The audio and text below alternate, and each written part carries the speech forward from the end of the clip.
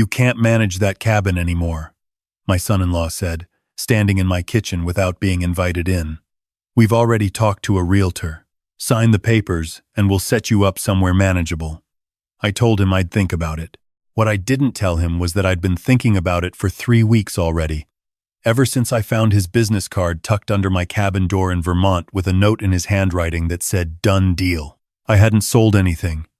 He hadn't asked. But none of that mattered yet, because he didn't know what was sitting inside the locked steel box bolted to the floor of my cabin closet. He was going to find out. 31 years of accounting will teach you one thing above everything else. Paper tells the truth when people won't. I signed my name on the retirement papers in May, shook hands with the partners I'd worked alongside since my hair was still dark, and drove north out of Hartford without looking back once. The cabin had been waiting for me for 11 years. I'd bought the land when my wife Ellen was still healthy, when we still made plans together, the way people do when they believe they have time. We'd driven up to Lake Elmore in October when the maples were burning red and gold, walked the property together, stood at the water's edge, and she'd squeezed my hand and said, "This is the one, George. We'll build something here." She didn't get to see it finished. Pancreatic cancer moves fast, and we'd lost her 14 months after the diagnosis. The cabin was framed, but not enclosed when I sat at her bedside those last weeks. I went back up to Vermont the following spring and finished it myself, hired 2 carpenters for the heavy work, did everything else with my own hands over 3 summers. Plumbing, wiring, the stone fireplace in the main room, every board I drove a nail through. I thought of her. By the time I retired, the cabin was exactly what we'd planned. 2 bedrooms, a screened porch over the water, a wood stove in the corner of the kitchen. Ellen's name was carved into the lintel above the door. I'd done that last, the summer before I retired, standing on a ladder in July heat with a wood chisel, taking my time. My daughter came up once. She and her husband drove from New Jersey in August 2 years ago, stayed 4 days, complained about the mosquitoes, the slow internet, and the 40-minute drive to the nearest decent grocery store. Her husband, my son-in-law, stood on the dock the second morning and looked out at the lake with the expression of a man calculating square footage. He asked me what I paid for the land. I told him. He asked what the cabin would appraise for now. I said I hadn't checked. He said he knew a guy who did lakefront properties in Vermont. I said I wasn't interested. He laughed and said, sure, just thinking out loud. I thought about that conversation a lot after I found his business card under my door. It was a Tuesday in September, 3 weeks into my retirement. I'd driven up from Hartford with the back of my truck loaded, books and kitchen equipment and the good cast iron pan Ellen had used for 30 years. I was planning to stay through the end of October, maybe longer. I had no schedule, no obligations, no reason to be anywhere except exactly where I was. I unlocked the cabin, carried boxes in, and was coming back across the porch for the second load when I nearly stepped on the card.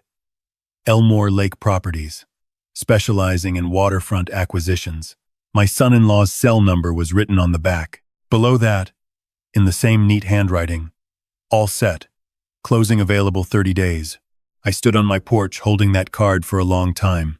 I went back inside and sat at the kitchen table without turning on a light. The lake was visible through the window, dark blue in the late afternoon, completely still. I set the card on the table and looked at it. Then I picked up my phone and called my daughter. She answered on the 3rd ring, distracted, the way she always sounds when I call at inconvenient times, which appears to be most times. "Dad." "Hey." I told her I'd arrived at the cabin safely. She said good. I mentioned I'd found something on the porch and described the card. The line went quiet in a way that felt prepared, not surprised. "We've been meaning to talk to you about that," she said finally. "About what?" "Exactly. About the cabin. It's a lot for one person, Dad. You're 66. You're alone up there. It's an hour from any hospital. We worry." I asked her who we was, her and her husband. They discussed it. They thought it might be better if the cabin were in different hands, something easier for me to manage. They'd found a place closer to them in New Jersey, a senior community, very nice, pool and activities. I told her I didn't want a pool and activities. I wanted my cabin. She said she had to go. Her son had soccer. They'd talk more later. The line went dead. I set the phone on the table next to the business card and sat in my kitchen while the light faded over the lake. 31 years of accounting teaches you something else, too. When someone starts making decisions about your property without telling you, they've already decided who owns it in their mind. My son-in-law had contacted a realtor. He'd written all set on the back of a card and left it on my porch like a receipt. He thought the transaction was already underway. I went to my bedroom and opened the closet. In the back corner, bolted to the subfloor, was a fire-rated steel lockbox I'd installed. The summer I finished the cabin, Ellen had insisted on it. "You need a place for the important things," she'd said. "I know you, George.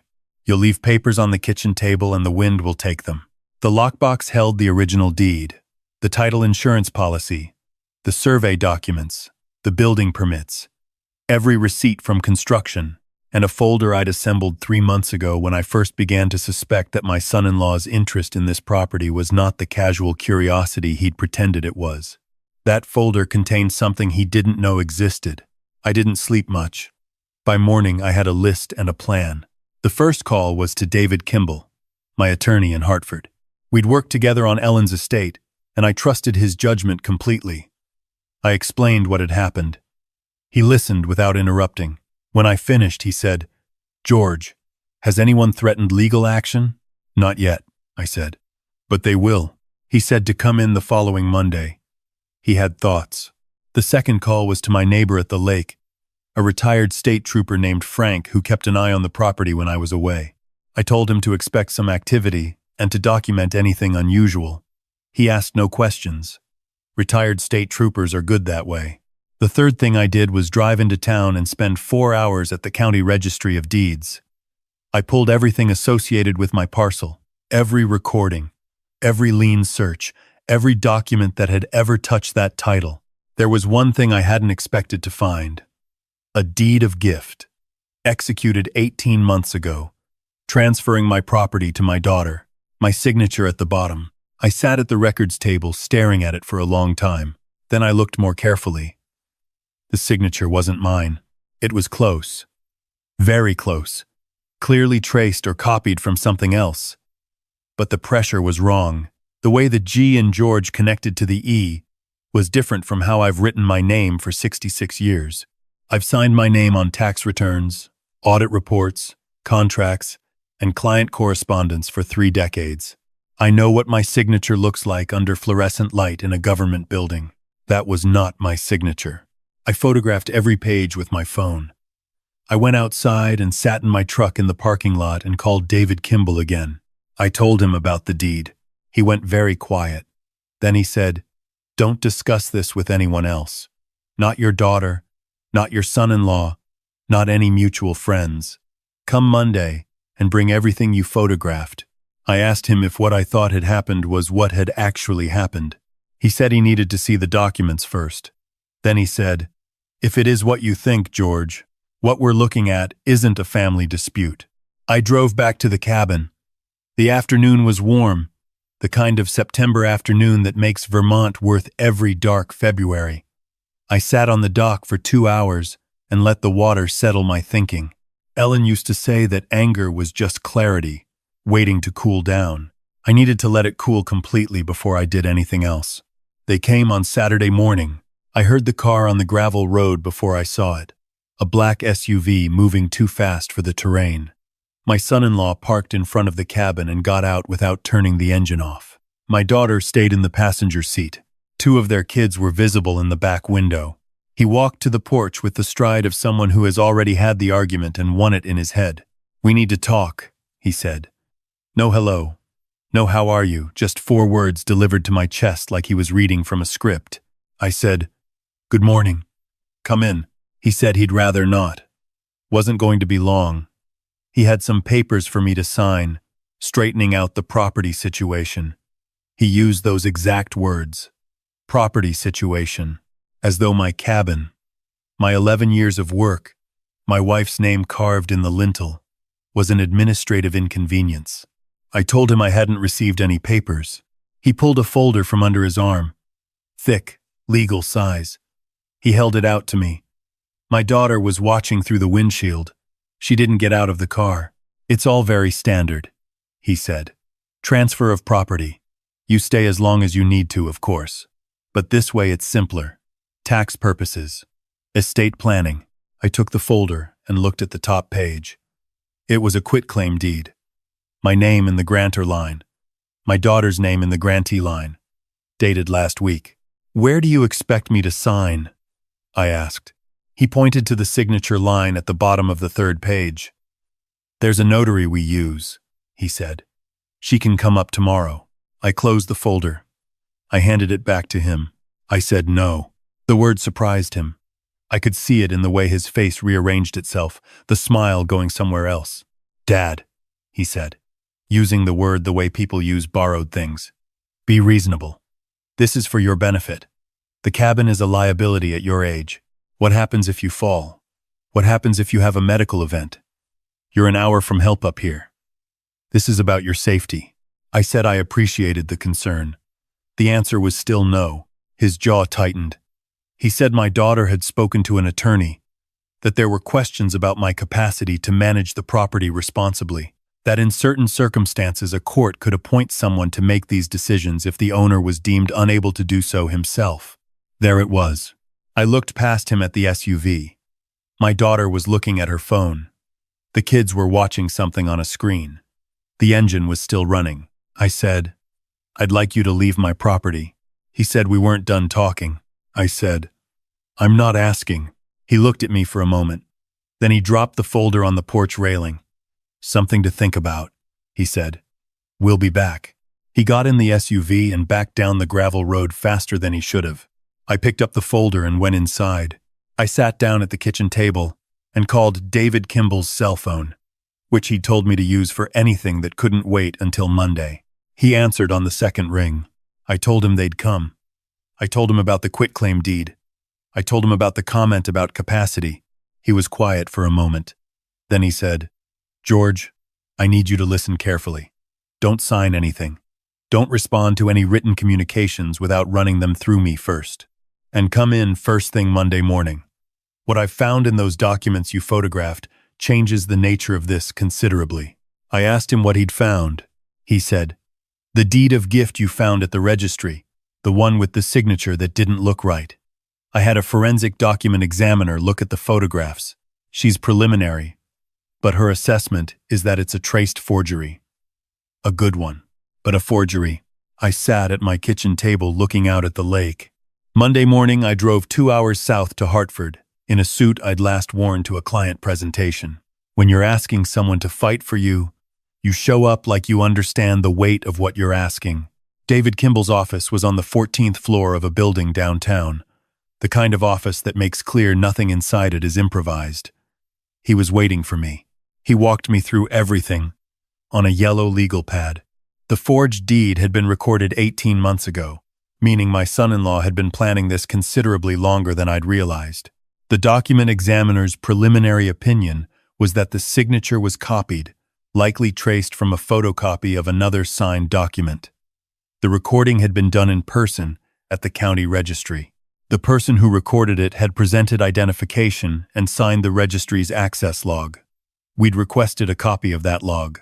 David set his pen down and looked at me directly. What your son-in-law appears to have done is record a fraudulent deed transferring your property to your daughter without your knowledge or consent. If that document examiner's opinion holds, what we're looking at is forgery and deed fraud, both felonies in Vermont.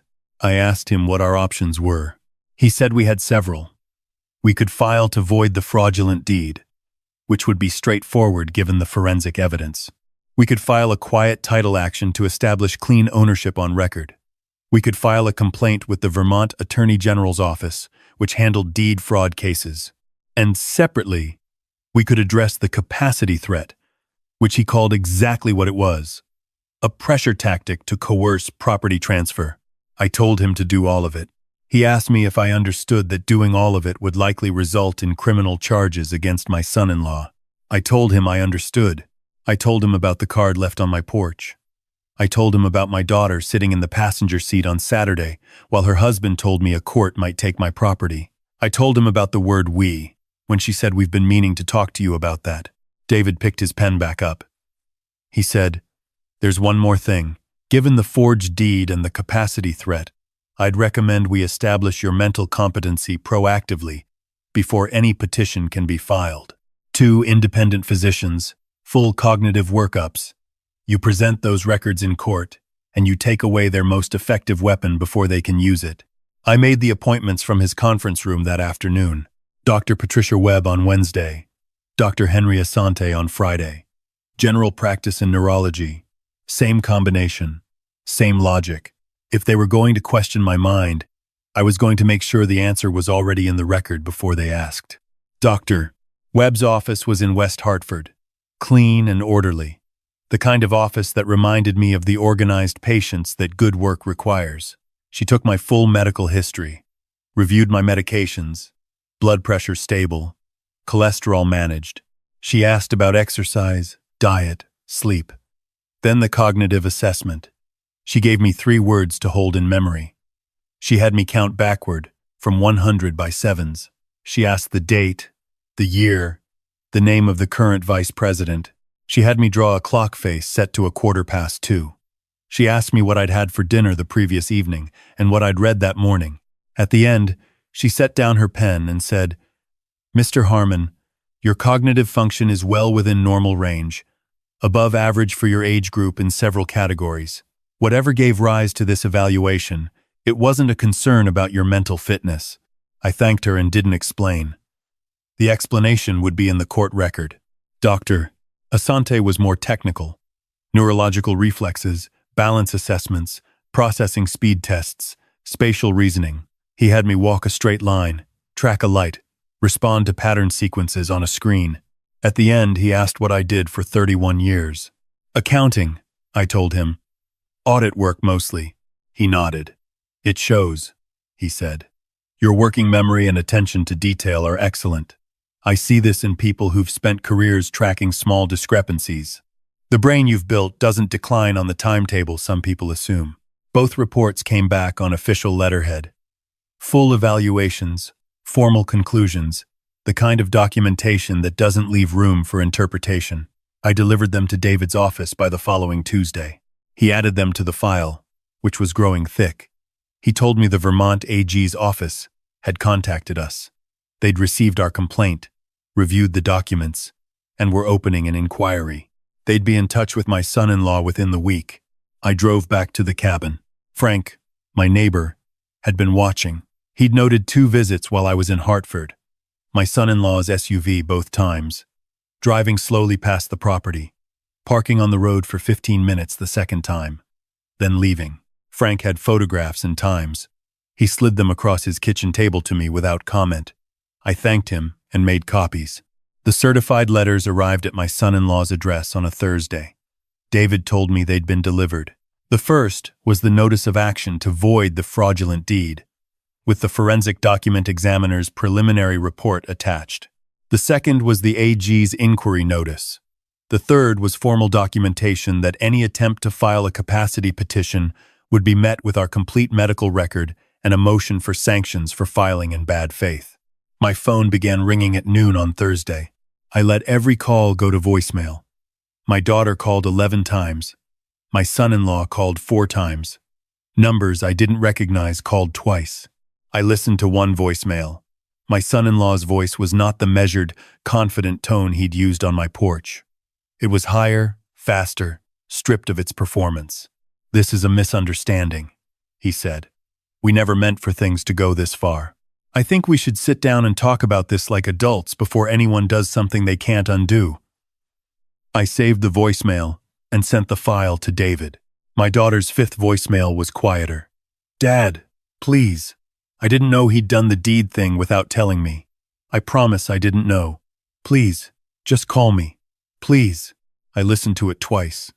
Then I set the phone face down on the kitchen table and sat there for a long time with the lake outside the window.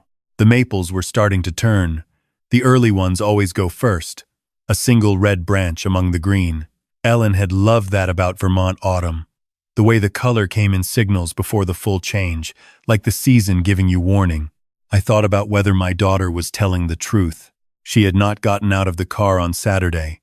She'd let her husband stand on my porch and threaten me, and she'd sat in the passenger seat watching her phone. But she hadn't walked up the porch steps herself. She hadn't handed me the quitclaim deed. She hadn't said the word capacity with his particular flatness. Maybe she hadn't known about the forged deed. Maybe she'd known exactly what he was doing and decided her comfort was worth more than my property. Either way, she'd let him come to my cabin and attempt to take it. She'd let it happen, which is its own kind of decision. I called her back on Saturday morning. One call, no voicemail, and she answered before the second ring. She was crying before she finished saying my name. I let her go for a moment. I said, "Tell me what you knew and when you knew it." She said she'd known about the plan to convince me to sell. She'd known about the realtor. She hadn't known about the forged deed. She said she found out 2 days ago when her husband told her the AG's office had contacted him and she'd asked him directly what they were talking about. I asked her how she'd responded when he told her. Silence. The kind that calculates. I said, "He committed a felony against me, and when you found out, your first instinct was to call me 11 times, not to call the police, not to contact David Kimball to cooperate. 11 calls asking me to fix it." She said she didn't know what to do. I said, "I know." "Dad," she said, "please don't do this. He's my husband, my kid's father. If he goes to jail..." I told her I wasn't the one who forged a deed. She went quiet. When she spoke again, her voice was different, careful, like someone picking a path through ice. She said she knew that. She said she was sorry. She said she would talk to him, get him to cooperate fully with the AG, make it right however she could. I told her I appreciated that. I told her what happened next was not in my hands. I'd filed accurate reports about what had occurred. The investigators in the court would make their own determinations. But Dad, I told her I loved her. I told her that had not changed and would not change. I told her I was not trying to destroy her family. Her husband had made choices. Choices have weight. That wasn't something I could undo for her. She was still crying when I said goodbye. I went out to the porch and sat in the chair I'd built the second summer.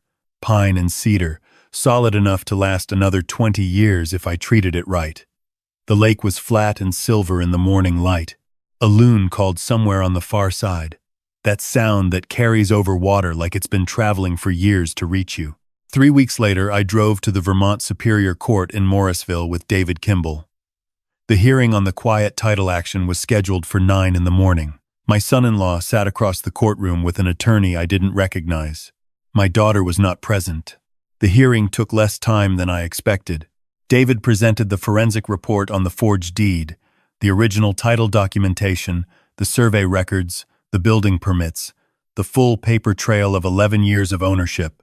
The opposing attorney raised 2 objections, both of which the judge dismissed in the same breath. She reviewed the documents herself for 4 minutes, with the focused silence of someone who doesn't waste time on theater. Then she said, "The fraudulent deed recorded in Lamoille County is void and is ordered expunged from the record. Title to the parcel at Lake Elmore vests solely and clearly in George Arthur Harmon." She looked at my son-in-law's attorney over her glasses. "Counsel, I trust your client understands that a separate criminal matter arising from these facts remains pending before this court." The gavel fell once. Outside on the courthouse steps, David shook my hand. He said, "That's as clean as it gets, George. The quiet title is final. The AG process moves on its own track now. That's out of our hands." I thanked him for everything. He handed me a copy of the court order in a manila envelope and told me to keep it somewhere secure. I thought about the steel lockbox in my cabin closet, Ellen's insistence, her practicality that had outlasted her by 3 years and had just helped me keep everything we'd built together. I drove back to the lake. The ride north took 2 hours through country that gets quieter the further you go. The towns thin out. The signs get fewer. The trees take back the margins of the road. I'd driven this route 100 times. It never got ordinary. I stopped for coffee in Johnson and sat at the counter of a diner that had been there since before I was born. The woman behind the counter was somewhere in her 70s, the kind of unhurried efficiency that comes from decades of knowing what you're doing. She refilled my cup without being asked. I thought about what David had said on the courthouse steps. The AG process moves on its own track. My son-in-law was looking at criminal charges. My daughter was married to that. Whatever happened next in their lives, she'd made choices that had led to this room, and I couldn't unmake them for her. I could only keep building my own life and leave the door open, quietly, without announcement, in case she wanted to find her way back to it. I got back to the cabin in the late afternoon. The light was coming in low and golden through the screen porch, the kind of light that makes everything look like something worth keeping. I sat on the dock for an hour and let the water settle. Then I went inside and opened the steel lockbox. I took out the folder I'd assembled before any of this started and removed the top document. I'd had David draw it up 6 months ago, before the business card on the porch, before any of it, just because 31 years in accounting teaches you to document your intentions before events can reinterpret them. The document was a certificate of trust, naming the cabin as an asset of the George and Ellen Harmon Family Trust, managed by me as sole trustee for my natural life, with a charitable remainder to a land conservation organization after my death. No beneficiary who could claim it. No transfer possible without the trustee's signature. No quitclaim deed in the world could move it without going through me first. I'd built that protection before they came for the property. They hadn't known it was there. I'd put the trust document in the lockbox alongside the deed because, as Ellen used to say, you keep the important things where the wind can't take them. I put the document back in the lockbox and locked it. The next morning I drove into Morrisville and bought lumber and hardware from the building supply store. I'd been meaning to rebuild the section of dock that had shifted over the winter. It was a 2-day project. Nothing complicated. Mostly just bolts and treated planks and patience. I worked through the afternoon and into the early evening, measuring twice, setting each board with the same careful attention I'd given every other piece of this place. When I finished, I stood at the end of the dock and looked back at the cabin. Ellen's name was visible in the lintel from where I stood. The stone chimney I'd built was straight. The screened porch where we'd sat those last good summers was still square and solid. My phone had 3 missed calls when I went back inside. My son-in-law's number twice. An unknown number, once. I didn't call back. There would be more legal correspondence. More hearings, probably. The AG's process would take months. My daughter would call again, and at some point I'd answer, and we'd have a conversation that neither of us would enjoy. That was the future, and the future had its own weight. But the present was this. My cabin, my lake, my name over the door, and Ellen's beside it. Mine because I'd built it and bought it and documented it and defended it. Every step the way a man who spent 3 decades reading small print knows how to defend the things that matter. I made dinner and ate it at the kitchen table with the window open. The night was cool and quiet, the way October evenings get in Vermont before the cold comes in for good. The loons were out again. I wasn't angry anymore. I hadn't been angry since the night I sat in the dark and let the lake work on it. What I was instead was something I hadn't had time to be in a long time. Still, clear, exactly where I intended to be. In the morning, I'd start the drive north toward Lake Champlain. I'd been planning that trip for 2 years, kept deferring it, kept finding reasons to stay close to Hartford, to stay responsible and available and positioned for everyone else's convenience. I had no schedule now, no obligations, no one who could walk into my cabin without a key and decide what I needed or didn't need or was too old to deserve. I washed my dishes and dried them and put them away. I checked the lockbox. I turned off the kitchen light and stood in the dark for a moment, listening to the lake outside the window. Then I went to bed and slept the best I had in years.